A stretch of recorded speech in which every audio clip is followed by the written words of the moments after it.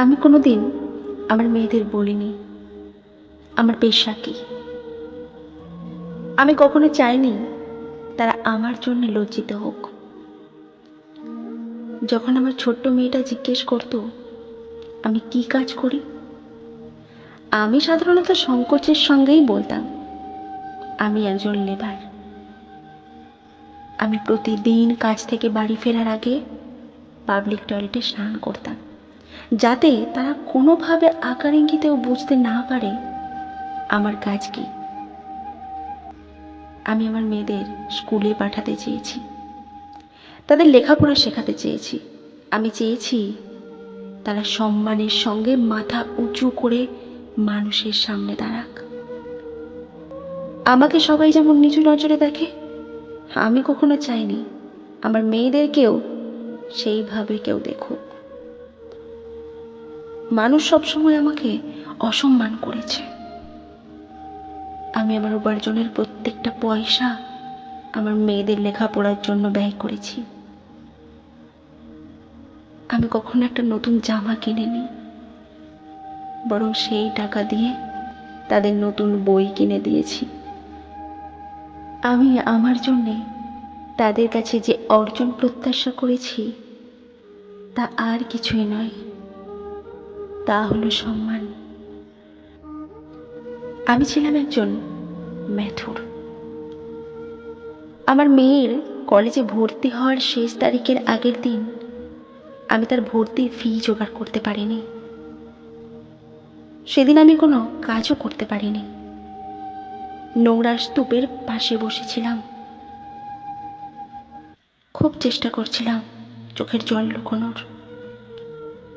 সেদিন কাজ করার মতো কোনো ক্ষমতা আমার ছিল না। আমার সহকর্মীরা আমাকে দেখছিল, কিন্তু কেউ আমার সঙ্গে কথা বলতে পর্যন্ত এগিয়ে এলো না। আমি ব্যর্থ হয়ে গেলাম।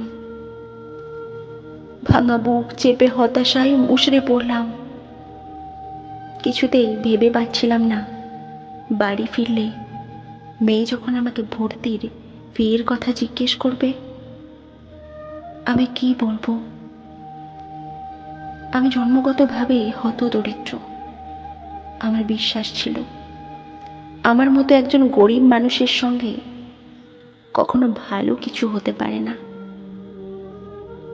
কাজের শেষে সব মেথররা আমার কাছে এলো, পাশে বসলো আর জিজ্ঞেস করলো আমি তাদেরকে আমার ভাই বলে মনে করি কিনা। আমি উত্তর দেওয়ার আগেই তারা তাদের একদিনের সমস্ত আয় আমার হাতে তুলে দিল। আমি যখন সেই টাকা নিতে অস্বীকার করলাম তারা পাল্টা আমাকে বলল আমরা সবাই দরকার হলে আজকের দিনের জন্য উপোস থাকবো, কিন্তু আমাদের মেয়েকে কলেজে পড়তেই হবে। আমি কোনো উত্তর দিতে পারলাম না। সেদিন বাড়ি ফেরার আগে আমি স্নান করিনি। একজন মেথর হিসেবেই সগর্বে বাড়ি ফিরেছিলাম।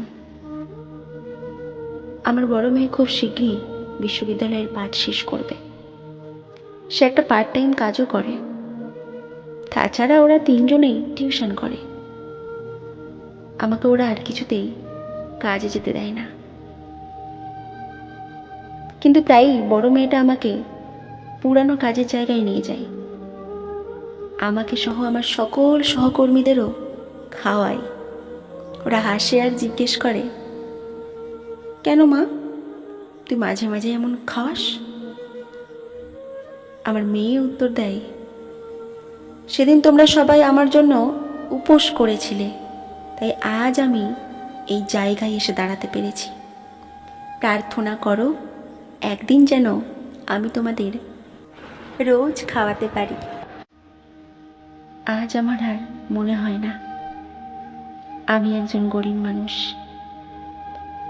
যার এমন অমূল্য সন্তান আছে।